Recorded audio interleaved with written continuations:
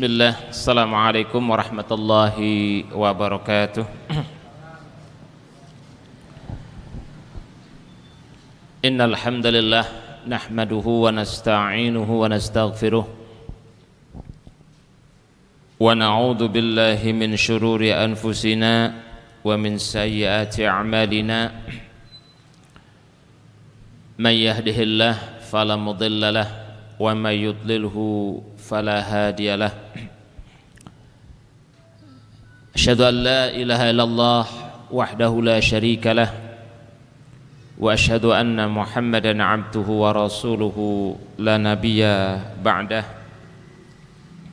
Allahumma salli ala Muhammadin wa ala alihi wa ashabihi wa man tabi'ahum bi ihsanin ila yaumiddin, amma ba'd.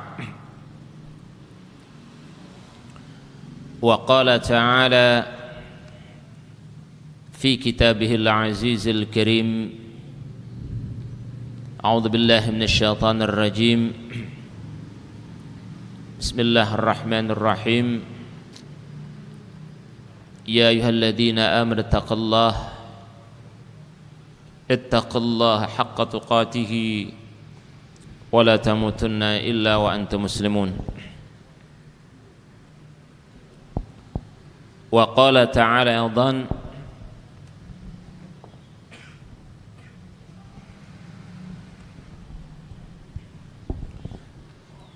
ya ayyuhalladzina amanu ittaqullaha wa qulu qalan sadida yuslih lakum a'malakum wa yaghfir lakum dhunubakum wa may yuti'illaha wa rasulahu faqad faza fawzan 'azima. Wa qala nabiyyu sallallahu alaihi wasallam, Allahumma inni a'udzubika min ilmin la yunfa' wa min qalbin la yukhsha' wa min du'ain la yuqbal wa min dhanbin la yughfar wa min maradin la yu'fa. Wa qala nabi aidan, man ahya sunnati 'inda fasadin nas lahu ajru miyati syahidin. Sadaqallah wa sadaqsul karim wa nahnu ala dhalika minasy syahidin. Jamaah fiddin rahimakumullah. Insyaallah pada malam hari ini saya ingin menyampaikan satu hadis yang diriwayatkan oleh Imam At-Tirmidzi, Imam Ahmad, Syekh Al-Islam Albani menyatakan bahwa hadis ini syawahidnya kuat sehingga masuk dalam kategori hadis yang sahih. Dan hadis ini saya kutip juga pas kebetulan kemarin saya ada di Riyadh, itu ada satu perkumpulan para masyayikh dari negara-negara Oki, ya, negara-negara Islam, menghadapi satu ujian yang berat, yang dalam pertemuan itu menyimpulkan tentang 5 hal, ya. Jadi berkenaan dengan hadis ini, ya Allah, saya bacakan dulu hadisnya. Rasulullah sallallahu alaihi wasallam menyampaikan hadis ini saat ketika seorang sahabat yang bernama Bilal bin Rabah, engkau wahai Bilal telah diuji sejak awal keislamanmu, ketika engkau dibeli oleh Abu Bakar As-Siddiq dengan harga 200 dinar.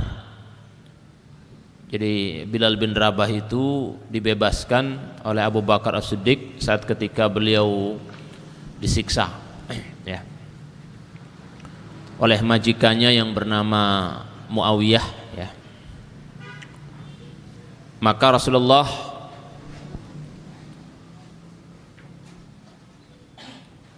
menceritakan kembali di masa latar belakang saat ketika Bilal bin Rabah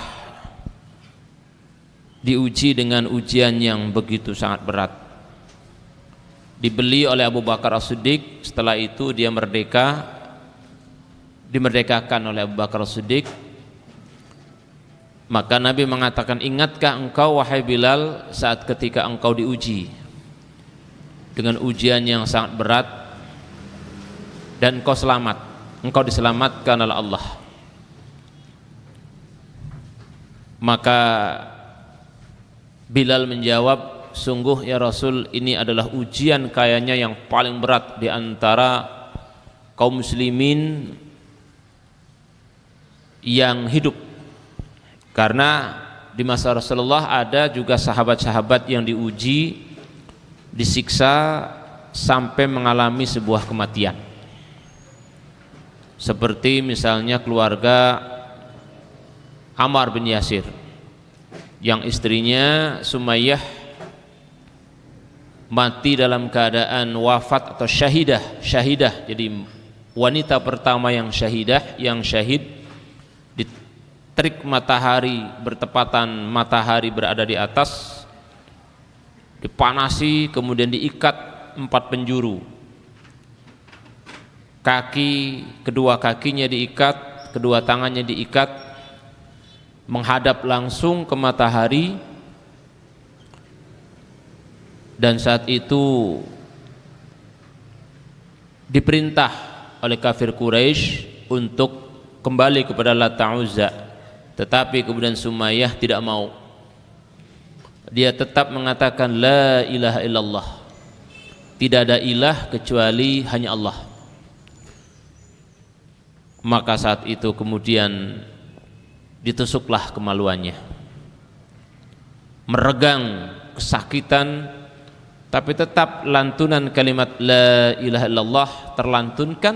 Dan saat itu Rasulullah melihat dengan mata kepala sendiri saat ketika Sumayyah itu sedang disakiti, sampai kemudian Rasulullah mengatakan, wa ya ala Ammar bin Yasir wa ya Sumayyah inna mau'idukumul jannah, sesungguhnya Allah telah menjanjikan kalian langsung berada di dalam surganya.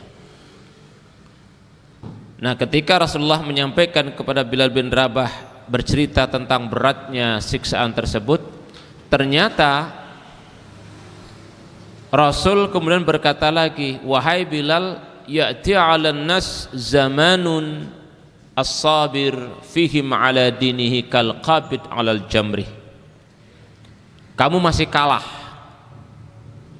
Nanti di akhir zaman, kata Rasulullah, sebelum bumi ini hancur, sebelum Allah turunkan hari kiamat, pada umatku ada sekelompok orang-orang yang sabar ketika dia menghadapi ujian, fihim ala dinihi, berpegang teguh kepada agamanya, kal qabid alal jamri, seperti dia menggenggam bara api. Jadi ternyata generasi sahabat yang disampaikan oleh Rasulullah adalah khairul qurun, adalah generasi yang paling terbaik. Ternyata Rasulullah juga mengeluh-elukan nanti di akhir zaman itu ada generasi yang lebih baik lagi dari kalian. Salah satunya adalah saat ketika mereka diuji dengan begitu sangat berat, maka satu orang yang sabar, mereka ibarat seperti menggenggam bara api. Masya Allah. Ini kalau kita lihat, ini ada ilusi ya, tangan kita menggenggam api. Api yang kita genggam, secara otomatis selaput syaraf yang ada di tangan kita akan terbakar. Apalagi ketika kita menggenggam api, api yang kita genggam itu berada dalam posisi di kulit. Sedangkan Allah mengatakan sakitnya manusia itu siksaannya adalah di kulit. Dan nanti Allah akan menyiksa manusia itu berlipat-lipat dengan kulitnya yang diulang-ulang diganti, karena rasa sakit utama manusia itu berada di kulit. Syaraf kulit ini adalah yang sangat peka. Nah, oleh karenanya kalau kita melihat gambaran seperti tidak mungkin kuat, bahkan bisa merayap seluruh sakitnya itu ke otak sehingga menyebabkan orang melepas. Tapi Rasulullah mengagumi akhir zaman itu nanti ada umat yang betul-betul ketika dia menghadapi ujian itu seperti menggenggam bara api. Maknanya apa, Bapak sekalian? Maknanya betapa kokohnya, kuatnya mereka berpegang teguh kepada agamanya, akidahnya, yang saat itu mereka tidak membersamai dan dibersamai oleh Rasulullah. Sementara engkau wahai Bilal, aku bersamai. Saat engkau disiksa, aku pun berdoa supaya diringankan oleh Allah. Dan mereka-mereka yang diuji, aku membersamai mereka.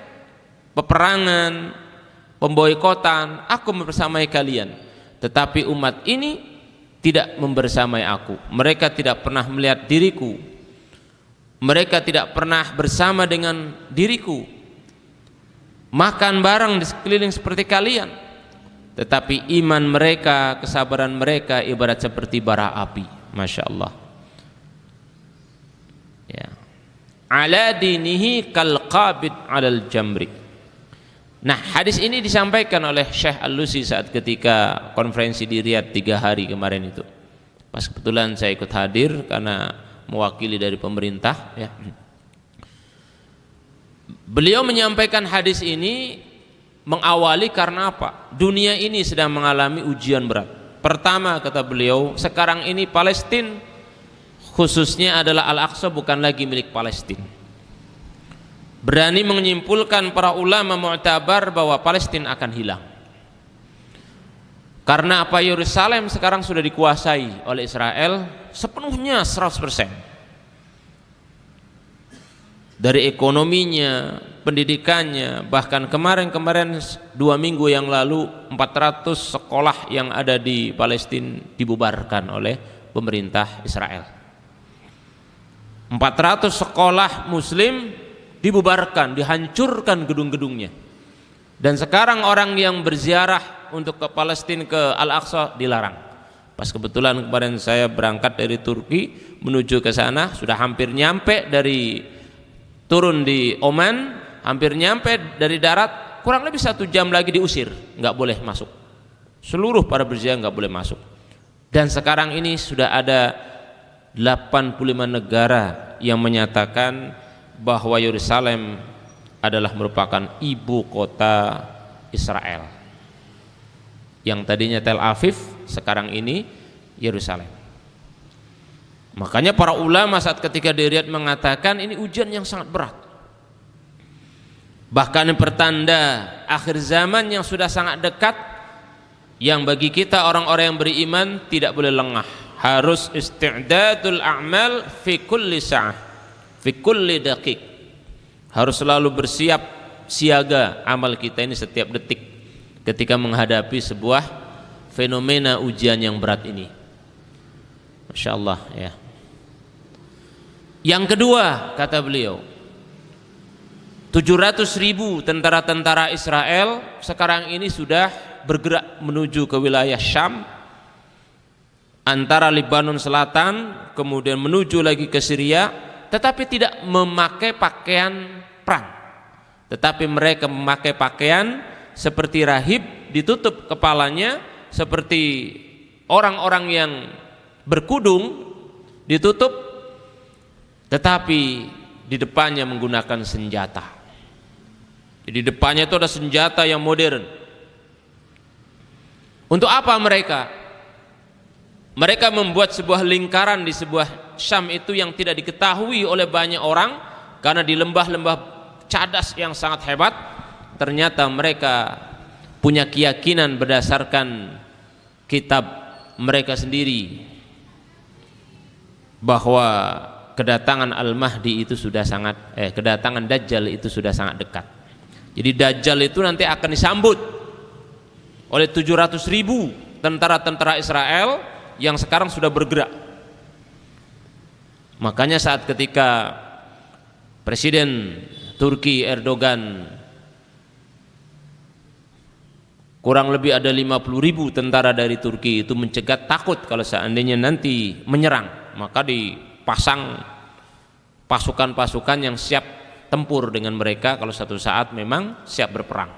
Ternyata pasukan Israel ini ingin menyambut kedatangan Dajjal. Yang ketiga, dalam pertemuan itu juga disebutkan bahwa nanti seluruh jazirah Arab ini itu akan diadu domba, termasuk peperangan yang sangat besar, diawali dengan pemboikotan Qatar. Jadi Qatar ini sekarang sudah diboikot oleh Amerika, diboikot oleh Saudi, bahkan Qatar hanya 3 temennya, Turki ya, dengan Rusia. Sementara negara-negara Arab lainnya memboikot. Kenapa diboikot? Karena dianggapnya Qatar ini sumber biangnya teroris. Di sana ada kelompok pasukan, termasuk juga kelompok Ikhwan Muslimin, Yusuf Al-Qaradawi, yang dianggapnya dedengkot dari Mesir yang bisa ingin menghancurkan sistem kekerajaan negara-negara yang ada di sekitarnya. Makanya diboikot. Ternyata sebetulnya pemboikotan negara Qatar itu bukan karena sebab itu, tetapi irinya negara Saudi terhadap Qatar. Kenapa? Karena kemajuan ekonominya lebih pesat. Kalau di negara Saudi orang nganggur itu gajinya 4.000 real. Jadi orang nganggur itu digaji 4.000 real. Kalau di Indonesia baru-baru digaji ya. Malah tambah sengsara, kelaparan, mati pun terserah seperti bangkai ya. Tapi kalau di sana itu pemuda Saudi kalau dia tidak bekerja, maka dia dapat gaji 4.000 real. 4.000 real itu kalau dikali rupiah 4.000 sama 16 juta. Nah, kita satu orang 16 juta nganggur sudah kaya raya. PNS minimal yang golongan 3A baru masuk aja hanya 2.800.000. Ya. Tetapi Qatar orang nganggur di sana itu berapa? Digaji bukan 4.000, 3 kali lipatnya, 12.000 real. Makanya lebih besar iri. Ditambah lagi minyaknya, minyak dunianya luar biasa. Apalagi sekarang ini masalah dunianya juga luar biasa Qatar itu. Apa? 5 grup sepak bola dunia dibeli sama Qatar. Termasuk Manchester United. Nah, itu. Kok ustadznya tahu ya? Ya, karena baca di koran. Ya. Qatar itu berani membeli ya. Bahkan Barcelona ini mau dibeli sama Qatar. Ya. Bagi pemuda-pemuda yang senang main bola luar biasa. Itu yang membeli orang Arab, negara Arab, Qatar. Ya, yang gajinya saja mereka juga digaji oleh Qatar. Makanya marahnya luar biasa. Karena pengen ya, negara-negara antar Arab itu paling bersaing, saling bersaing. Apalagi di dalam fatwa ulama Al-Lusi mengatakan salah satu bentuk persaingan itu adalah sekarang mereka membangun gedung-gedung yang tinggi. Padahal gedung-gedung yang tinggi di antara mereka itu justru itu adalah merupakan salah satu tanda daripada kiamat, yang dimana Rasulullah menyampaikan suatu saat kalau di sebuah negeri Arab, semua negeri Arab, dulu Saudi Arabia itu semua sekarang terpecah-pecah. Ada Syria, Syam itu seluruh menjadi satu dulu itu. Sekarang terpecah-pecah, ada Syria, ada Irak, ya, ada Iran, semua menyatu. Maka kata Rasulullah dalam sebuah hadis yang hasan kedudukannya, tapi Imam Albani meskipun hasan kedudukannya tapi ini bisa dijadikan dasar. Ketika sebuah buruj atau sebuah gedung itu sudah melebihi dari gunung Kubais, itulah tanda daripada sebuah kehancuran atau tanda-tanda kiamat itu akan datang. Sangat cepat tanda kiamat itu akan datang. Makanya kemudian Dubai membuat Khalifatul Buruj, gedung yang tingginya 1 kilo. Nah sekarang Saudi di Jeddah belum selesai, belum rampung, juga sedang membuat Al-Buruj dengan tingginya 1,2. Jadi selisihnya hanya 200 meter saja. Maka itu tanda-tanda kiamat. Dan yang kelima, dalam pertemuan itu para ulama juga mengatakan eksistensi ideologi Islam ini sekarang ini dihancurkan oleh sebuah peperangan yang sangat dahsyat. Dua, yang pertama adalah media dan yang kedua adalah ekonomi. Media dimenangkan oleh negara-negara Eropa termasuk Amerika, dan ekonomi sekarang ini masuk menjalan selain kapitalis tetapi ada sistem sosialis atau ateis yang luar biasa, yaitu Cina. Masya Allah.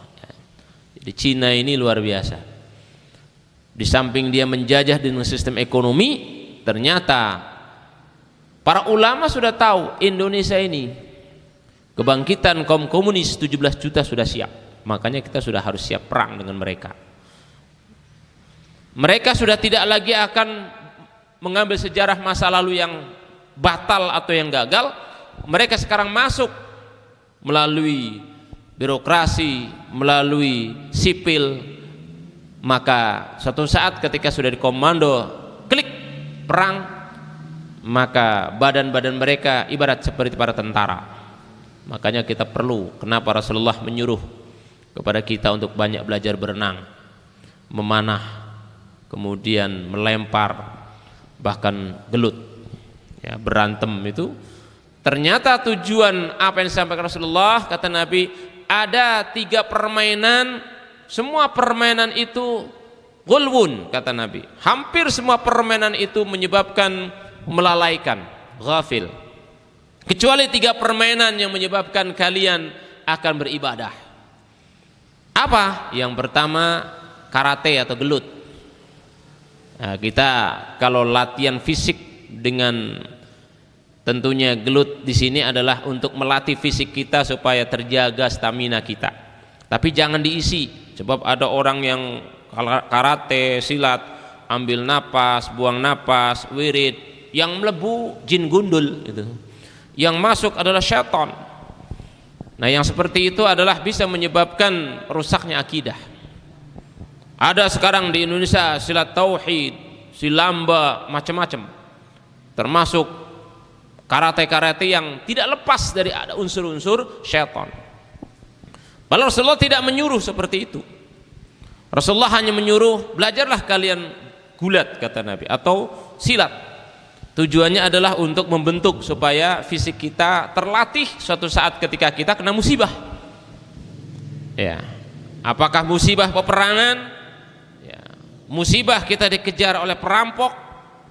Ya, musibah kita lari karena dikejar binatang, ya. Termasuk juga kata Rasulullah ar-ramyu, melempar, memanah, dan termasuk juga berenang. 3 permainan ini kata Rasulullah ketika kita siapkan untuk isti'dad, termasuk perbuatan ibadah. Nah ini. Nah oleh karenanya Allah, ya, apa yang disampaikan oleh Rasul ini wajib senantiasa untuk kita perhatikan. Ya'ti 'alan nas, kembali kepada hadis ini. Yang pertama kali menjadi pembukaan pertemuan konferensi tersebut. Ya'ti 'alan nas zamanun. Jadi mengingatkan Syekh Alusi kepada para musta'mirin. Karena kemarin dihadiri kurang lebih 1.500 utusan. Bahwa nanti akan datang manusia suatu zaman, maka mereka punya nilai kesabaran yang tinggi di atas agamanya, ibarat mereka menggenggam bara api. Masya Allah. Artinya menggenggam bara api itu kuatnya luar biasa ketika menghadapi ujian yang sangat luar biasa. Termasuk ujian di akhir zaman yang paling berat saat ketika berperang melawan Dajjal. Ya. Kenapa dikatakan yang paling berat? Karena Rasulullah mengatakan al-fitnah asyaddul fitnah ja'ad Dajjal.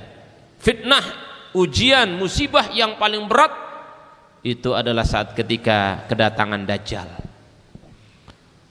Seorang sahabat bertanya, kenapa justru kedatangan Dajjal paling berat ya Rasul? Iya, karena saat itu hampir 3/4 dari kaum muslimin murtad, sebagaimana digambarkan oleh Allah di dalam surat Al-Maidah pada ayat yang ke-55. Ya ayyuhalladzina amanu, wahai orang-orang yang beriman, may yartadda minkum an dinihi fasawfa ya'tillahu biqaumin yuhibbuhum wa yuhibbunah. Jadi Allah sudah memperingatkan kepada kita sekalian, wahai orang-orang yang beriman, kelak kalau kamu murtad semuanya dari Islam, silakan, kata Allah. Ya. Nah, makanya di dalam tafsir Al-Imam At-Tabari, ya, ayat ini itu menggambarkan beratnya ujian.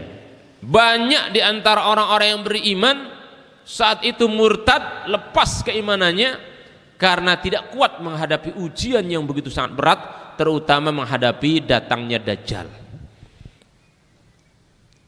Kenapa? Nah, dalam banyak hadis Nabi mengatakan ketika Dajjal datang, setiap orang yang bertemu dengan dianya tidak bisa berkutik. Ya. I'jab. Ya. I'jab itu artinya takjub. Karena Dajjal memiliki kekuatan sihir yang sangat luar biasa. Sampai-sampai kata Rasulullah, aktsaruhum, di antara mereka yang paling terbanyak kemurtadannya itu adalah an-nisa, kaum ibu, kaum wanita. Ada satu riwayat digambarkan ketika seorang ibu menangis-nangis di hadapan Dajjal, ditanya oleh Dajjal, kenapa kamu menangis? Anak saya mati 1 tahun yang lalu, tolong hidupkan kembali.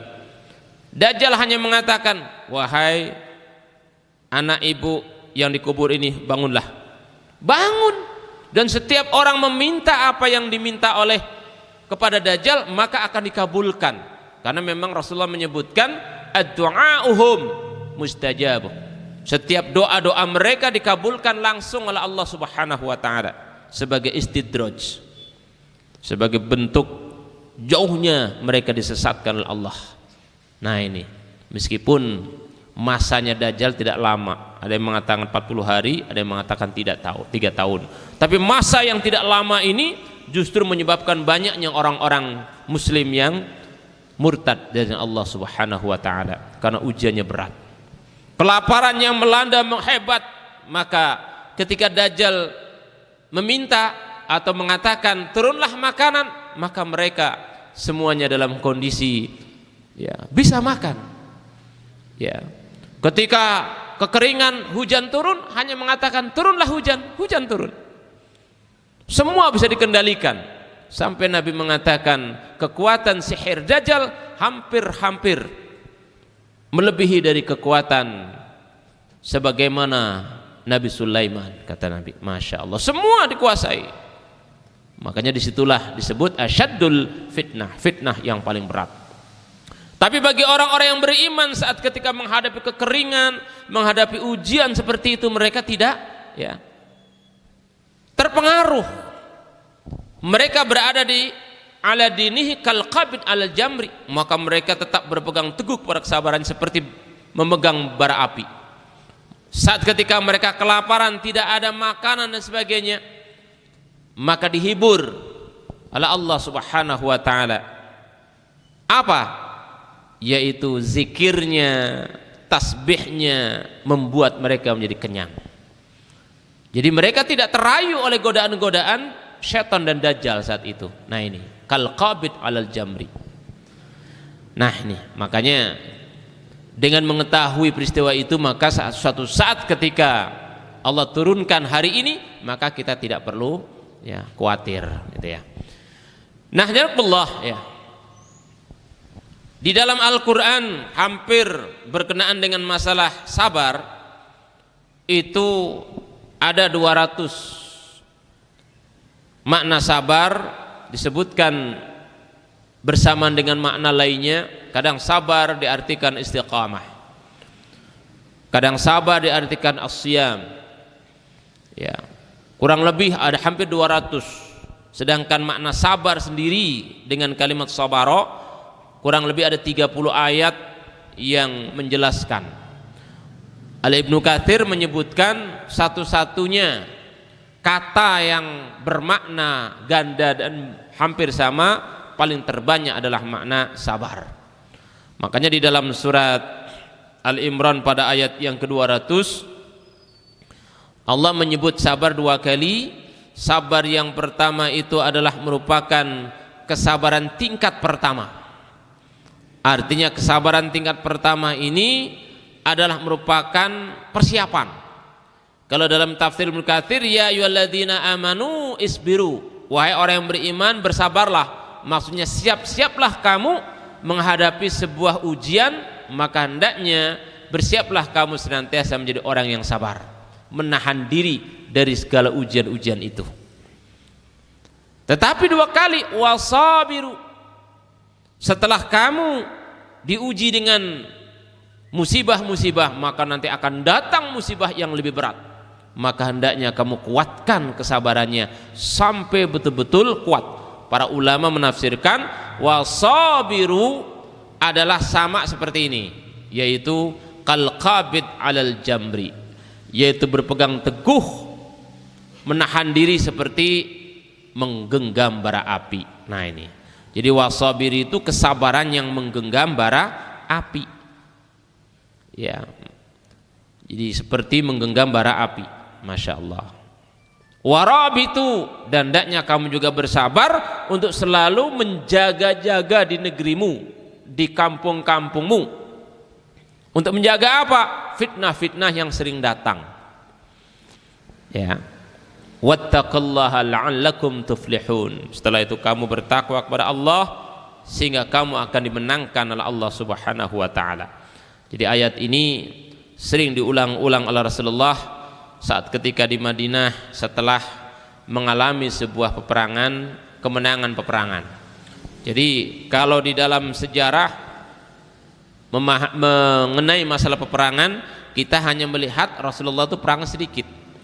Ternyata dalam satu kitab Ibnu Hisham, Rasulullah itu perang, ya, menghadapi peperangan itu sudah sampai 3.000 kali mengalami peperangan, ya. Makanya sangat luar biasa. Nah ini ya, kata sabar ada 30 kali disebut di dalam Al-Quran, yang sepadannya 200 kali, ya. Nah di dalam surat Al-Baqarah ayat yang ke-155, 156, Bapak sekalian, kita akan merasakan tentang sabar ini saat ketika teraplikasi dalam sebuah kehidupan dengan bentuk ujian. Karena Allah sendiri yang menyatakan, walanabluwannakum bisyai'im minal khauf. Ada lam taukid dan nun taukid sakilah sebagai bentuk penguatan. Sungguh, kata Allah, sungguh-sungguh kami, kata Allah, betul-betul akan menguji kalian, mengetes kalian, bisyai'in, dengan sesuatu. Apa sesuatunya itu? Minal khauf, kalian akan dimunculkan dalam batinnya, pikirannya rasa takut. Takut kehilangan istri, takut kehilangan anak, takut kehilangan harta, takut kehilangan nyawa, takut kehilangan jabatan, ya. Walju', bahkan akan dimunculkan rasa lapar yang sangat hebat, kelaparan yang sangat hebat.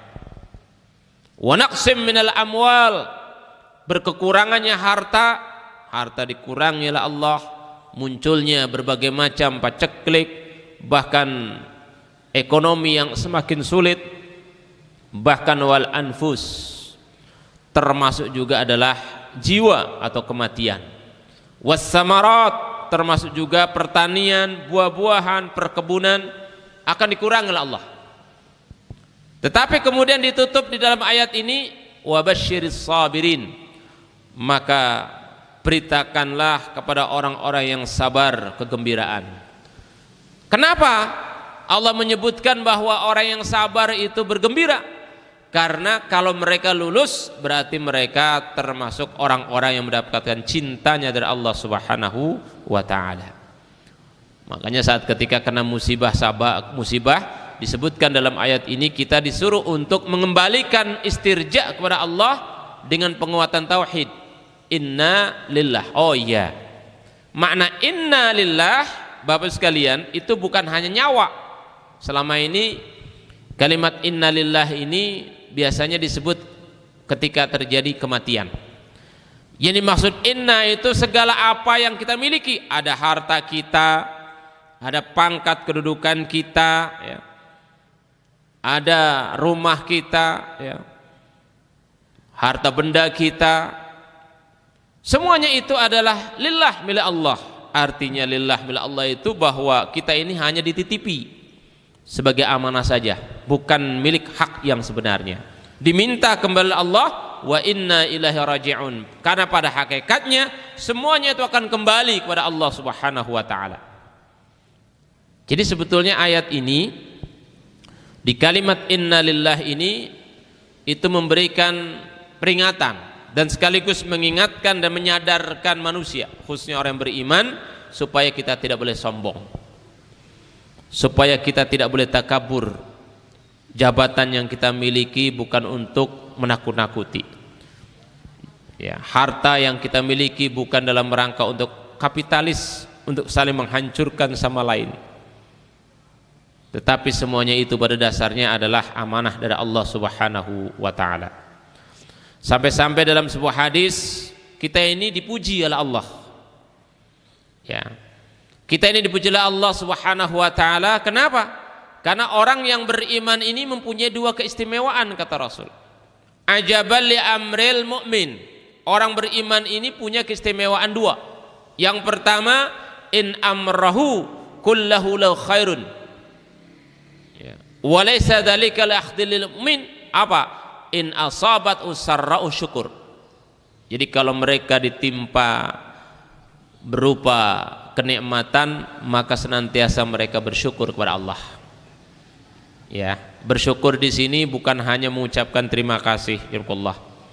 Kita diberi nikmat oleh Allah Subhanahu wa taala, kata Imam Syafi'i ketika beliau menafsirkan hadis ini, makna syukur itu adalah justru kita semakin taat. Diberi kelebihan harta, maka harta itu kita zakati, kita infakkan, kita sedekahkan, kita manfaatkan untuk kepentingan sosial. Makanya kemarin ada seorang ibu saya ketemu di Mekah itu, ibu berangkat umroh sudah berapa kali? Saya berangkat umroh sudah 27 kali Pak. Wah, 27 kali, bayangkan, setiap tahun. Terus saya tanya lagi, kenapa kok sampai 27 kali? Kenapa kok sampai banyak sekali? Dia menjawab, yaitu harta-harta saya sendiri kok Pak, dan saya ingin mencapai kepuasan. Saya katakan, satu kali ibu berangkat umroh itu berapa? Dia katakan, saya tinggalnya di Pullman Tower. Pullman Tower itu adalah Zam-Zam yang dekat hanya 10 meter ke Masjidil Haram. Sekali bayar 30 juta. Jadi kalau 27 kali sudah berapa ratus juta dikeluarkan. Ya. Terus saya katakan, ibu tidak bersyukur. Marah dia. Kenapa Ustadz mengatakan saya tidak bersyukur? Bukankah saya tawaf, lelah badan saya? Bukankah saya sa'i, saya lelah? Ibu tidak bersyukur, saya katakan. Karena Rasulullah hanya mengatakan, kalau kamu punya harta, kewajiban haji dan umrah hanya satu kali. Kedua, ketiga kalinya itu adalah sunnah, dan sunnah pun dibatasi waktu 5 tahun sekali. Nah kalau setiap tahun sekali itu sudah bukan lagi sunnah, itu sombong, saya katakan. Yang kedua, apakah ibu sudah menolong tetangga ibu yang hampir mati karena kelaparan? Apakah sudah menolong anak-anak yatim piatu? Apakah sudah menolong, ya, nenek-nenek, janda-janda yang mereka perlu lansia yang perlu diselamatkan? Anak-anak sekolah yang tidak bisa bayar SPP, anak-anak pang yang bebas berkeliaran, mereka butuh ekonomi kita. Mereka diusir, mereka tidak punya rasa, tidak punya nilai di hadapan banyak manusia. Orang ketika kita naik mobil kemudian dia bernyanyi-nyanyi, kemudian kita ngasih uang hanya 500 perak, kemudian kita mengatakan dalam batinnya, kamu adalah anak-anak yang tidak tahu diri, kamu adalah anak-anak yang tidak mengerti, kamu adalah anak-anak yang tidak punya masa depan. Sebetulnya saya katakan saat ketika mereka datang di mobil kita bukan sekedar hanya ingin minta duit. Kalau kita buka kacanya, tanya, siapa namamu? Nih saya kasih kartu nama, kamu datang ya ke rumah. Nanti di sana kita ubah mereka itu menjadi orang-orang yang jangan pang lagi. Bisa enggak Bu seperti itu? Loh, yang begitu urusannya bukan urusan saya, itu urusan pemerintah katanya. Nah ini. Dengar enggak satu hadis saya katakan? Tidak akan diangkat oleh Allah Subhanahu wa taala amal-amal soleh kita. Apakah sholatnya, puasanya yang kita kerjakan, hajinya, umrah ibu yang sudah 27 kali, tidak akan diangkat oleh Allah sampai menuju ke langit, ditahan oleh Allah Subhanahu wa taala ketika harta-hartamu yang kamu simpan masih ada orang yang menjerit di antara tetanggamu karena kelaparan, karena kebanjiran. Ya, hari ini saja tadi saya baru pulang, baru nyampe percis dari Cirebon, itu ada 10 desa tenggelam ya di Cirebon, di wilayah Gunung Jati yang nggak tanggung-tanggung ya, tingginya itu sampai 2 meter, sampai kuburan Gunung Jati ikut tenggelam ya, gara-gara kali condet kali pekik itu naik semuanya karena jebol ya. Kemarin-kemarinnya Ciledug itu ada 35.000 orang yang kelaparan saat itu, Gunung Sinabung, yang lain-lain. Sudahkah kita memberi sebagian kepada mereka? Ataukah ibu sudah punya tempat panti, wisma dan sebagainya menolong mereka? Karena Allah sudah menyebutkan tadi dalam satu hadits qudsinya, tidak akan aku angkat kata Allah amal-amal soleh ketika tetangga kita menjerit, kita dengar oleh telinga kita, sementara kita tak peduli memberi makan kepada mereka. Masya Allah ya, makanya kita makna bersyukur di situ adalah memberi manfaat kepada mereka, menjalankan perintah Allahnya berupa banyak lebih memberi manfaat kepada mereka, bukan untuk kepuasan dirinya sendiri. Nah itu baru kata Nabi, fakana khairul lahu, orang tersebut diberi predikat sebagai manusia yang terbaik. Wa in asabathu darra sabar, dan saat ketika diuji oleh Allah Subhanahu wa taala dengan darra, makna darra di sini ya, itu adalah kesusahan, kesulitan dan kesakitan yang sangat kuat, maka mereka bersabar. Yang dimaksud bersabar di sini adalah sebagaimana dalam ayat, yaitu wasabiru, penguatan sabar yang kedua.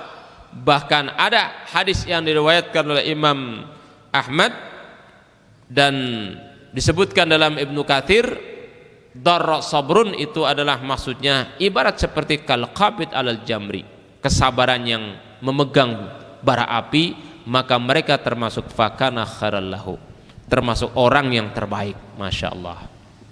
Nah ini ya Allah ya. Nah terus bagaimana? Kenapa kita harus diuji? Kemudian kita diberi senjata sebuah kesabaran. Ternyata ada rahasianya, satu konsep, supaya Bapak-Bapak sekalian, Allah menguji kita dengan kesabaran, maka kesabaran harus menjadi karakter ya, menjadi karakter pada diri kita sekalian, bahwa Allah menguji hambanya, kita sebagai orang yang beriman, untuk memberitahukan kepada kita bahwa Allah berkuasa secara mutlak mengendalikan seluruh makhluknya ya, mengetahui dari yang kecil sampai yang besar, dari yang sehat sampai yang sakit, siapapun Allah mengendalikan secara mutlak. Yang kedua, manusia tidak lepas, pasti akan diuji oleh Allah Subhanahu wa taala, khususnya di sini hamba, orang yang beriman ya.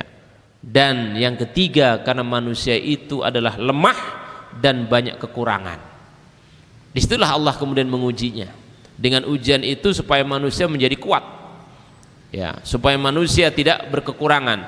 Bahkan sebagai bukti apa? Bukti manusia yang beriman kepada Allah, ataupun ada bukti manusia yang kufur kepada Allah saat ketika dia tidak mampu menahan diri dari ujian tersebut, tidak sedikit mereka akhirnya kufur, tidak sedikit kemudian mereka berputus asa, tidak sedikit kemudian mereka menyalahi takdir Allah, bahkan berprasangka buruk kepada Allah Subhanahu wa taala. Nah ini ya, makanya kita pernah mendengar sebuah cerita bagaimana Ummu Sulaim ya. Ummu Sulaim ini adalah tipe seorang wanita yang di dalamnya konsep-konsep karakter sabar, karakter ikhlas, karakter prasangka baik kepada Allah sangat luar biasa. Saat ketika anaknya meninggal ya, kemudian datanglah suaminya untuk menengok anaknya yang meninggal, ditahan dulu oleh Ummu Sulaim. Wahai suamiku, jangan kau ganggu dulu, anak kita sedang tidur. Padahal anaknya sudah meninggal. Raut wajahnya, dia menunjukkan raut wajah yang tenang, raut wajah yang kokoh, yang sabar. Kalau kita lihat masyarakat kita sekarang, kalau anaknya mati apa yang terjadi? Wah, gelimpangan, nangis 3 hari 3 malam gitu ya. Masya Allah. Bahkan nyalain Allah. Ya Allah, baru anak pertama kenapa engkau cabut? Enggak adil. Sudah 7 tahun saya menunggu lahir, kenapa engkau matikan ya Allah? Engkau benci kepada saya ya. Kenapa? Ini kufur, kalimat-kalimat kufur. Tapi Ummu Sulaim saat ketika wafat anaknya, dalam satu riwayat wafatnya anak itu, dia sedang mengemban, diembannya anak tersebut dalam usia yang masih kecil, maka muncul panas yang sangat hebat. Panasnya yang sangat hebat, maka dia tempelkan pipinya ke anak tersebut dan sampai menjiplak ya, rasa panasnya geseng. Pipi Ummu Sulaim itu sampai gosong karena saking panasnya badan anak, gosong. Makanya ditutupin ya, Masya Allah, terus meninggal. Saat kemudian dia meninggal, Masya Allah, apa yang dilakukan oleh Ummu Sulaim? Dia tidak menangis menjerit-jerit, dia hanya meneteskan air mata sedikit sambil berkata, ya Allah, sesungguhnya ini adalah hambamu, saya adalah hambamu yang lemah. Kalau memang hari ini anak saya tidak ada, aku ridha, aku bangga, karena aku akan menabung menjadikan dia nanti berada di taman surga bersamaku. Itu bahasa orang yang akidahnya tinggi, bahasa orang yang berilmu. Kalau bahasa orang-orang yang nggak berilmu, ketika ada orang yang menghadapi seperti itu, sudah keluarlah keputusasaan, merobek-robek pakaiannya, menjerit-jerit, gelundung-gelundung. Nah ini, Masya Allah ya. Tapi Ummu Sulaim adalah tipe seorang wanita solehah yang patut dicontoh oleh kita. Setelah itu apa yang dilakukan? Maka si anak itu kemudian dimandikan oleh Ummu Sulaim dengan kekuatan daya tahan yang sangat hebat. Dimandikan ibarat seperti anak yang dalam kondisi masih hidup. Kemudian dia kafani sendiri ya, dia kafani sendiri dan kemudian dia tutup dan akhirnya dia tidurkan menunggu disolati bersama dengan suaminya. Masya Allah. Nah, saat ketika suaminya datang, maka Ummu Sulaim kemudian mengatakan, wahai suamiku, jangan ganggu anak kita masih tidur. Akhirnya kemudian malam harinya Ummu Sulaim dengan suaminya bersenggama. Baru besok paginya kemudian ngomong sama suaminya, sesungguhnya anak kita telah wafat. Bahkan sebelum ngomong anak kita telah wafat, dia menggunakan sebuah perumpamaan, wahai suamiku, kalau kamu berhutang sama orang lain, apa yang harus kamu lakukan? Segera kita kembalikan. Hutang itu segera kita kembalikan, karena itu bukan milik kita ya. Kamu ikhlas, ikhlas, tidak boleh kemudian kita menahannya. Sama seperti anak kita, kita berhutang pada Allah, anak kita hanya titipan, dia telah meninggal. Subhanallah. Apakah suaminya marah? Apakah suaminya kemudian membenci? Dengan cara seperti itu kemudian diciumnya anaknya dan tidak menangis suaminya, sambil kemudian dicium juga istrinya, tetapi hatinya ragu suami tersebut. Kemudian datanglah ke Rasulullah, ya Rasul, suami istri saya Ummu Sulaim telah melakukan perilaku kepada saya seperti ini. Dia baru bercerita kalau anaknya meninggal, ya, setelah pagi harinya yang di malam hari kami telah bersenggama. Apa kata Rasulullah? Sungguh istrimu adalah istri yang salehah. Anakmu kelak nanti dia berada di dalam jannah yang sangat mulia bersama dengan Nabi Ibrahim, dan kamu akan ketemu lagi di sana. Dan insya Allah Allah akan menggantikan, ya, kamu menjadi nanti istrimu mendapatkan anak yang banyak. Masya Allah.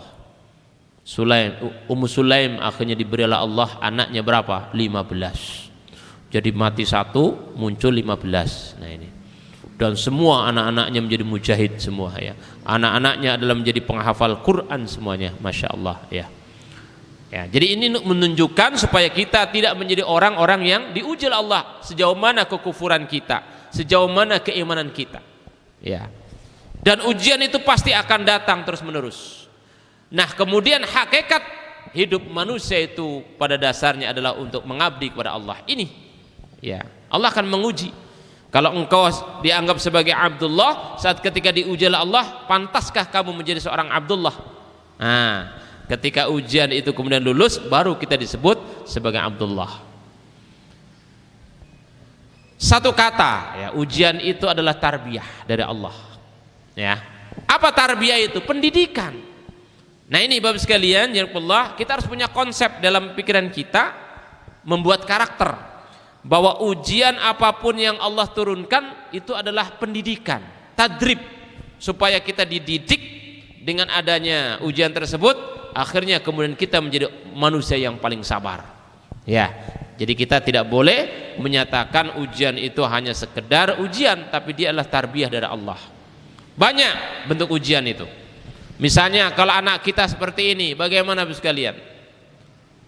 Ya, tempurung otaknya itu lebih besar daripada kepalanya.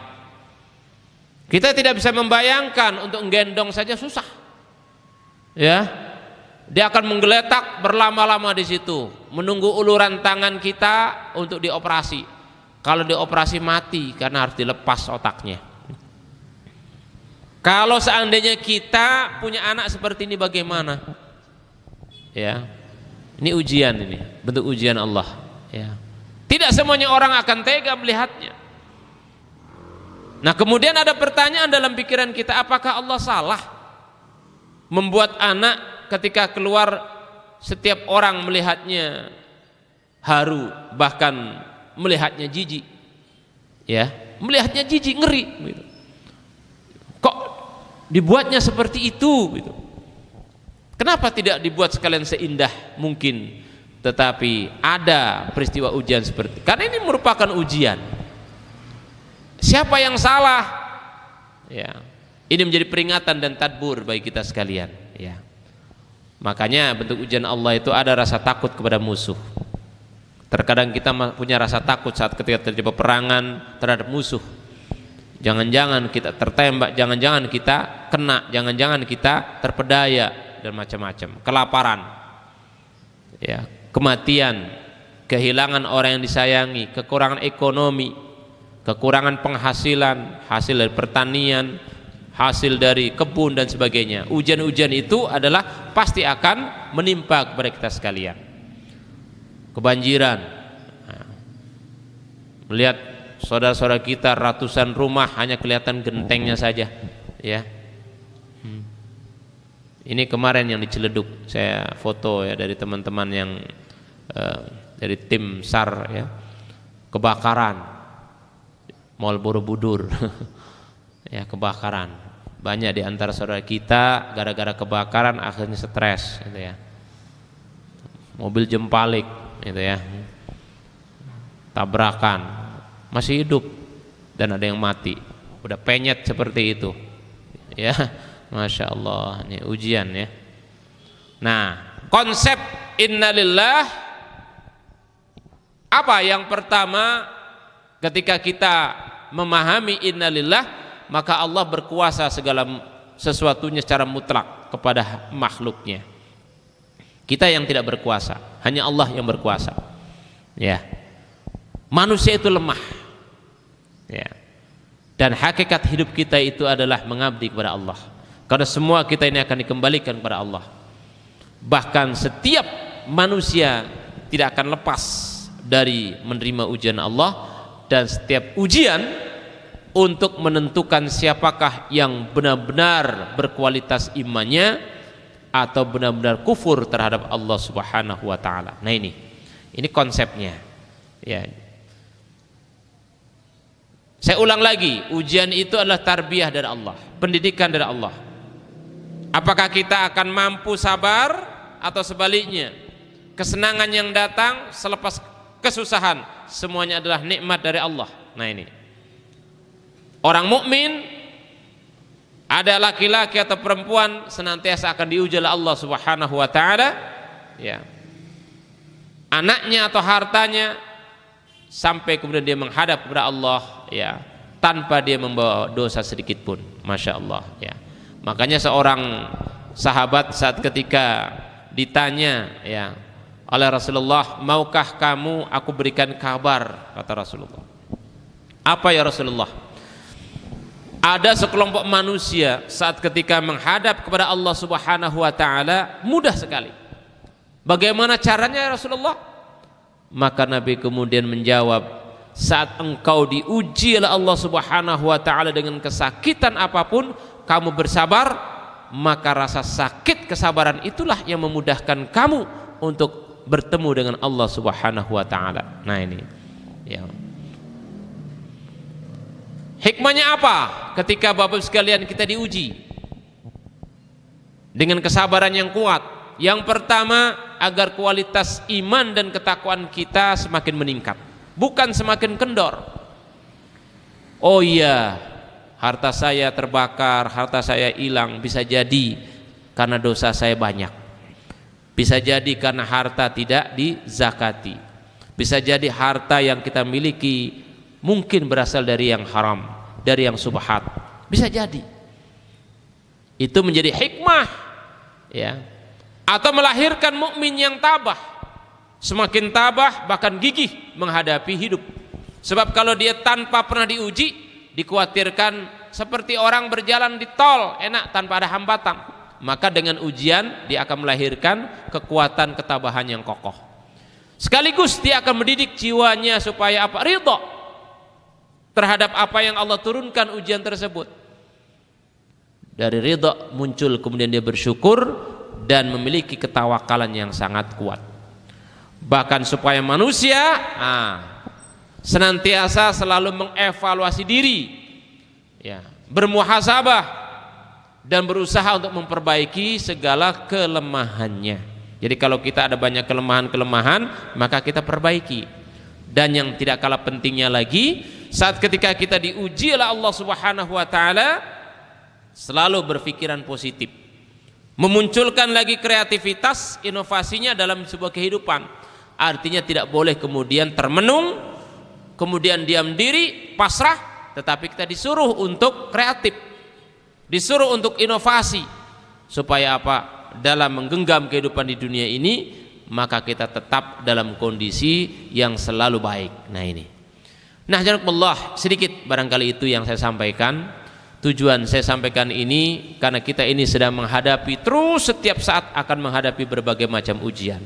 Menarik yang disampaikan oleh Syekh Al-Lusi tadi, bahwa kelak nanti di akhir zaman sekelompok manusia yang berpegang teguh pada agamanya memegang api seperti memegang bara api. Mudah-mudahan kita termasuk golongan orang-orang yang kuat, tabah saat ketika menghadapi berbagai macam ujian yang datang dari Allah Subhanahu wa taala. Saya kira itu barangkali yang bisa sampaikan. Kemudian sebelum kita akhiri, silakan barangkali ada dialog di luar materi boleh, ya, di luar materi boleh, ya. Aqulu qali hada wastaghfirullah li wa lakum fastaghfiruh innahu wal ghafurur rahim.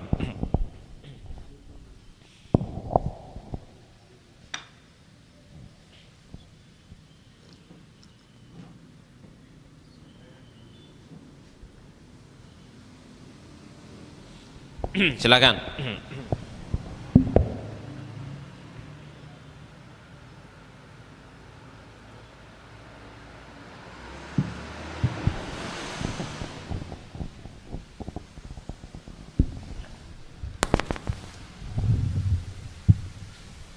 Assalamualaikum Ustadz. Langsung saja. Pertanyaan pertama saya, apa saja indikator menurut dalil dalam menghadapi ujian Allah dengan wujud kesabaran? Dan yang kedua, saya pernah dengar dalil, entah itu hadis maupun Quran, tentang kita harus sebaiknya kita beramal terhadap keluarga kerabat terdekat dulu. Pertanyaan saya, bagaimana sebaiknya kita menargetkan amal untuk orang-orang di sekitar kita, sebaiknya yang bagaimana gitu menurut dalil tersebut? Terima kasih.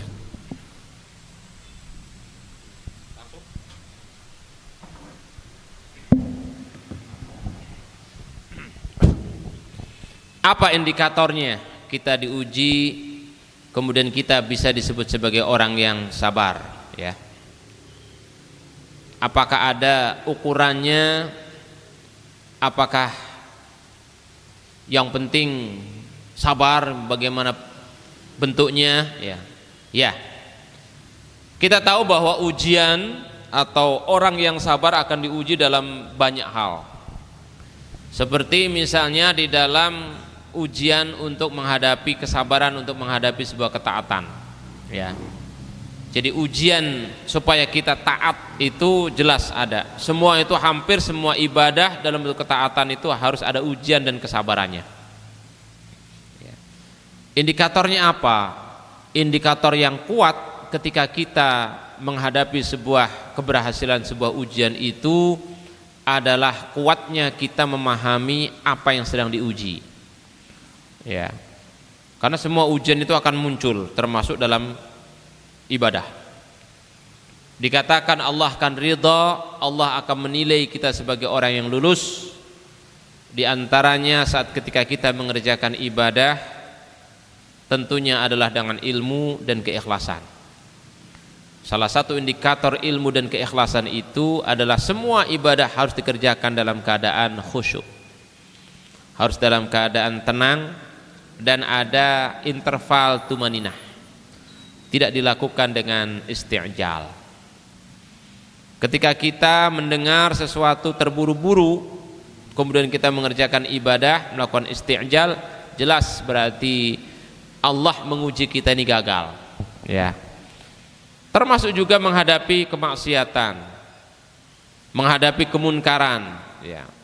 Hati kita masih ada rasa benci, meskipun kita tidak bisa dengan ucapan, tidak bisa dengan power. Termasuk juga ketika musibah, ya. Indikator yang paling utama dalam beberapa hal Rasulullah menyebutkan, idza asabat musibah, apabila kita terkena musibah, maka kata Rasulullah, ya, kita disuruh yang pertama kali adalah memuji Allah, bukan memuji manusia, bukan mendengki manusia, tapi muji Allah. Lisan kita ini berucap kalimat hamidallah, memuji Allah dulu, ya. Bentuk salah satu memuji Allah itu adalah, ya, ada dalam bentuk ucapan, ya, ada juga dalam bentuk taklif berupa suluk. Suluk itu seperti mengerjakan salat sunnah, ya, mengerjakan salat sunnah 2 rakaat. Ibnu Abbas ketika mendengar seorang sahabatnya sakit, maka beliau ambil air wudu, kemudian dia salat. Ditanya, wahai Ibnu Abbas, kenapa kamu mengerjakan salat? Karena saya menginginkan supaya yang sakit itu sembuh dan sabar serta tabah. Di tengah-tengah salat saya berdoa. Begitupun saat ketika kita sedang mengalami kena musibah, salah satu disunnahkan itu adalah bagaimana kita mengucap kalimat hamidallah diikuti dengan, ya, mengerjakan salat sunnah 2 rakaat. Ya, salat sunnah 2 rakaat ini tujuannya adalah untuk menguatkan keistiqomahan hati kita. Kemudian yang kedua, saat ketika kita diuji, ya, indikator kita akan lulus sebagaimana digambarkan oleh Ummu Sulaim, memunculkan adanya rasa ketenangan, ya, tidak marah, ya, tidak mudah marah, bahkan bisa menjaga lisannya dari perkataan-perkataan kufur maupun syirik pada Allah Subhanahu wa taala. Itu indikator lulus. Makanya Ummu Sulaim kemudian dia tidak kufur kepada Allah, malah justru dia menjaga lisannya dengan selalu bersyukur kepada Allah Subhanahu wa taala. Indikator yang lainnya apa? Semakin istiqomah saat ketika kita diuji dalam kita melaksanakan ibadah. Banyak orang-orang yang gagal ketika diuji dengan hal-hal seperti itu, dia tinggalkan salat, dia tinggalkan kewajiban melaksanakan ibadah, maka ini indikator kegagalan. Kenapa dianggapnya? Karena dianggapnya Tuhan tidak memihak, Tuhan tidak menolong. Salat saja tidak ditolong, apalagi katanya enggak salat juga mungkin tidak ditolong. Nah ini, ya. Ada lagi, ada apa? Yaitu kita selalu bersyukur kepada Allah. Ya. Ketika kita mampu mengungkap kalimat bersyukur, dibandingkan, ya Allah, harta saya habis di pasar, tapi saya masih bersyukur. Kenapa? Saya yang tidak terbakar, anak saya, pembantu saya, keluarga saya yang ikut, yang biasanya membantu saya, tidak ada di situ. Harta saya yang terbakar, mereka selamat. Nah ini, jadi ada perbandingannya. Bersyukur kepada Allah. Ya. Kemudian apa? Yang lain, senantiasa kita harus selalu ikhlas menerimanya. Ya, ikhlas menerimanya, ya. Kemudian mengambil hikmah-hikmah yang ada di dalamnya. Maka indikator-indikator itu akan kelihatan dalam perilaku-perilakunya. Ya, apalagi tidak berputus asa saat ketika musibah itu menimpa. Ya, banyak yang gagal, banyak yang gugur di tengah jalan. Kenapa mereka seperti itu? Karena mereka tidak punya ilmu. Kalau kita diberi ilmu saat ketika diuji seperti itu, nah indikator-indikator kesabaran tadi akan muncul. Ya, ketika kita misalnya kehilangan harta, ketika kita diejek sama orang lain, indikator orang yang sabar itu tidak marah. Justru kita bersyukur, alhamdulillah ya Allah, saya didengki sama dia, saya diejek sama dia. Jadi ketika diejek orang itu kita tidak marah, justru kita bersyukur. Kenapa? Karena Rasulullah mengatakan ketika kamu didengki oleh orang lain, diejek oleh orang lain, berpindah kebaikan mereka untuk kita, dan kotoran-kotoran kita, dosa kita diambil untuk dia.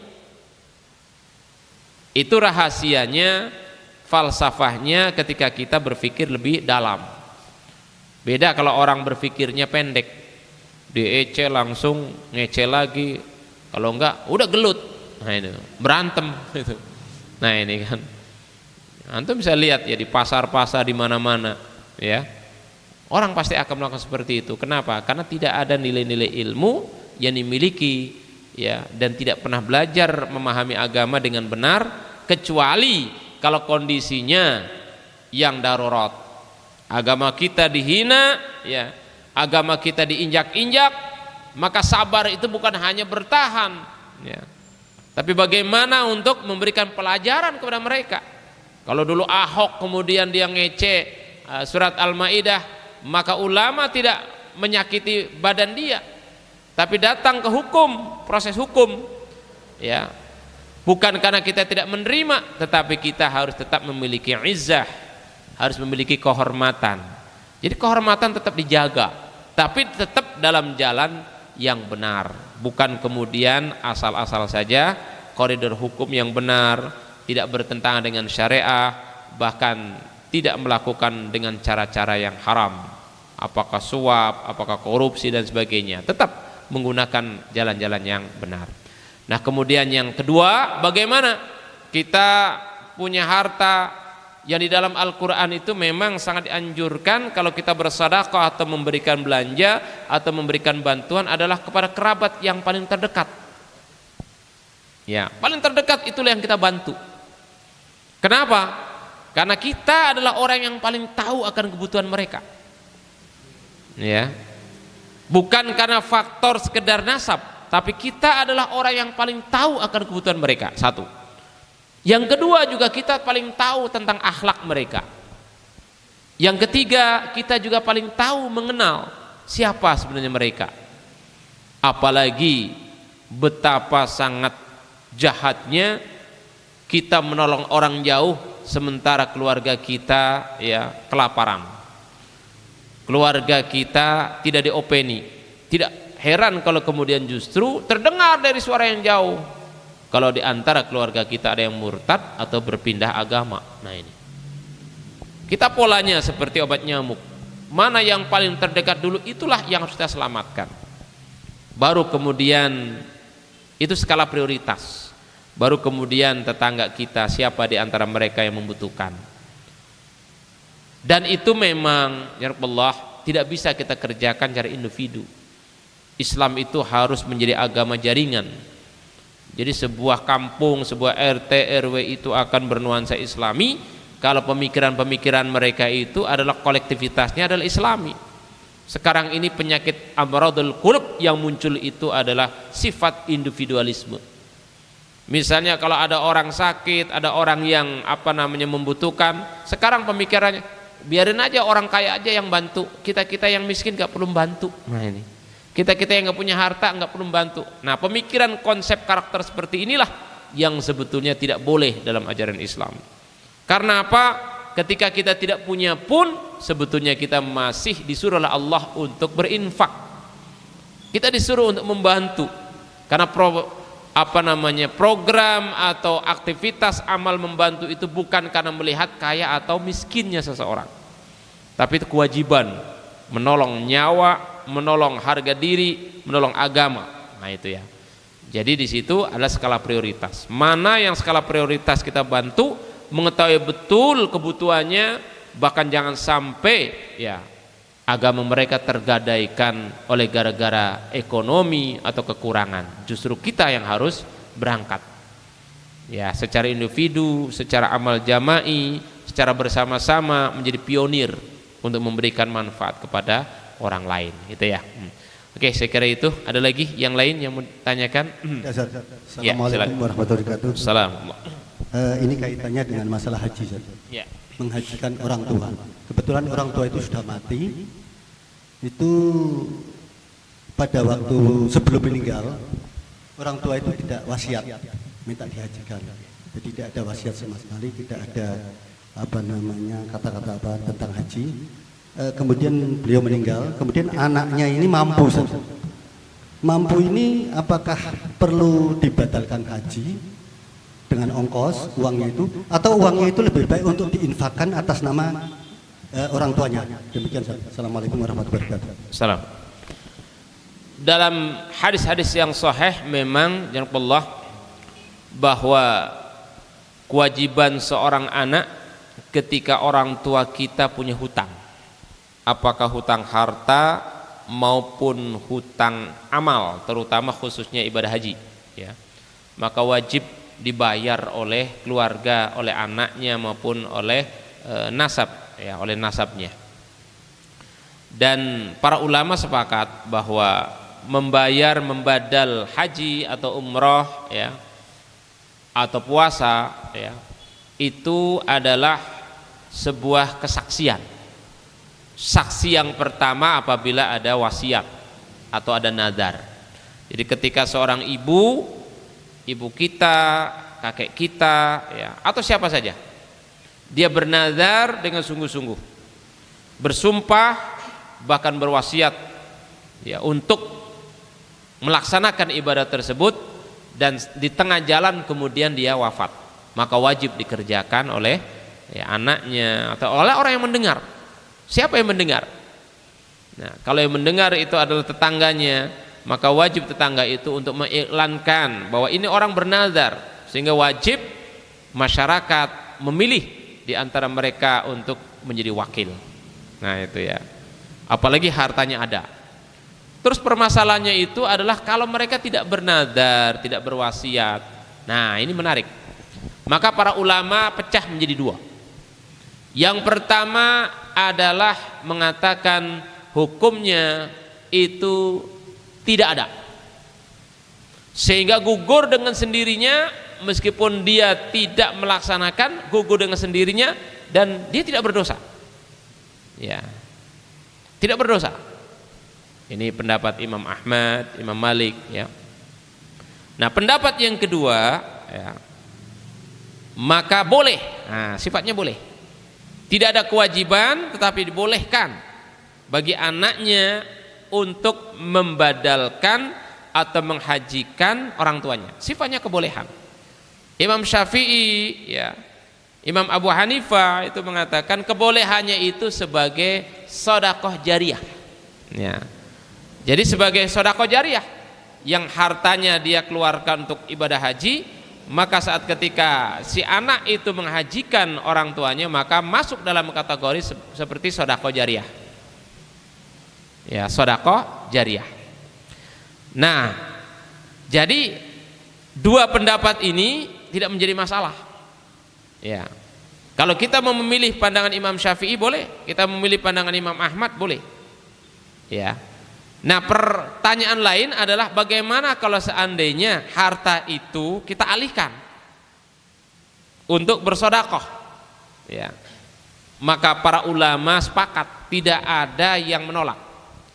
Ketika kita bersedekah mengatasnamakan untuk orang tua kita, maka pada dasarnya itu adalah boleh, tidak ada yang menolak. Al-Imam Ibn Taimiyah juga mengatakan tidak masalah, karena hakikatnya harta-harta yang dimiliki oleh kita itu adalah pada dasarnya adalah harta-harta yang dimiliki oleh ibu dan bapaknya. Harta ibu dan bapaknya yang dimiliki kemudian dikembalikan ke kita sebagai harta waris, pada dasarnya juga adalah harta kita yang kalau kita sedekahkan, ya, apalagi diniatkan untuk orang tua kita, insya Allah maka itu akan sampai sebagai sedekah jariyah. Masya Allah. Nah, sekarang prioritasnya, apakah prioritas dihajikan atau prioritas disedekahkan? Nah, ini dua-duanya boleh, dihajikan atau disedekahkan, nilainya sama seperti sedekah jariyah. Nah, ini pandangan fatwa-fatwa ini sering dipertanyakan, ya, para murid-murid saat ketika kalau di Mekah Madinah itu seorang syekh duduk, kemudian murid-muridnya itu pada kumpul, dan pertanyaan-pertanyaan sering muncul seperti itu. Apakah dihajikan ataukah disedekahkan orang lain? Nah, karena dia ketika kita menghajikan itu nilainya sama seperti mensedekahkan. Atau sebaliknya, kita tidak menghajikan kemudian harta itu kita sedekahkan untuk orang lain, maka nilainya juga sama. Nah, ini kecuali, ya, kalau sudah satu kali dia sudah dihajikan, ya, sudah satu kali dihajikan, artinya sudah haji, lebih utama kalau kemudian harta itu kita sedekahkan. Atau sebaliknya, kalau sudah dihajikan ada kelebihannya, maka lebih bagus segera disedekahkan, karena sedekah itu lebih utama setelah kewajiban itu gugur. Nah, ini jadi sedekah itu lebih utama setelah kewajiban itu gugur. Tapi kalau kewajibannya belum gugur, maka wajib atau dilaksanakan kewajiban itu seperti melaksanakan ibadah haji. Nah, itu jadi pilihannya adalah hajikan aja, sebagaimana fatwa para ulama, kalau ibumu, ya, meskipun tidak bernazar tapi ada keinginan darimu, ya, tahu bahwa itu adalah rukun Islam yang sejak pertama pun semua orang tahu, muslim itu tahu semuanya, haji itu adalah arkanul Islam. Tapi dalam batinnya saat ketika mereka ditanya pun, mau nggak Bapak sekalian pergi haji, semua orang pasti akan mau. Tetapi saat itu dia terhijab untuk menyatakan diri, ya, bernazar karena takut, maka disitulah Allah memberikan anugerah kemurahan. Berupa apa? Ketika kita punya harta, boleh kita menghajikan tanpa ayah kita ini pernah bernazar atau berwasiat. Karena pada hakikatnya mereka, ya, Allah lebih tahu tentang hati kita, dan itu sebagai bentuk sedekah jariyah bagi dia. Masya Allah. Jadi kelebihannya dapat dua kita. Yang pertama, kita menggugurkan kewajiban untuk orang tua kita, yang kedua kita bisa mendapatkan sedekah jariyah. Apalagi kalau kemudian kita punya harta, setiap kita bersedekah tidak ada salahnya kemudian harta itu kita atasnamakan untuk orang tua kita. Dan itu akan sampai, karena apa? Karena hakikatnya harta yang kita miliki milik dia, bukan milik kita saja, milik orang tua kita. Makanya ada hadis Nabi menyebutkan hartamu adalah pada hakikatnya juga harta ibumu dan bapakmu. Hadis ini sahih. Cuma terkadang kita tidak menyadari. Kenapa disebut sebagai harta ibu dan bapaknya? Karena semenjak kecil ketika kita berada dalam kandungan, kita nggak bisa menghitung jasa orang tua kita. Tetapi kita menghitung-hitung jasa kita seolah-olah lebih hebat dari orang tua kita. Kadang kita sombong, kadang kita takabur. Tapi saat ketika ibu kita, ya nak, kalau kamu sombong dan takabur terhadap hartamu, sekarang hitung. Ibu juga ingin meminta bayaran dari kamu saat ketika kamu berada dalam perut. Ya. 1 hari 1 juta. Di dalam perut ibu ada 9 bulan. Berarti kalau 1 hari itu adalah 1 juta, kalikan 9 bulan, sudah berapa ratus juta, berapa puluh juta. Itu baru minta jasa.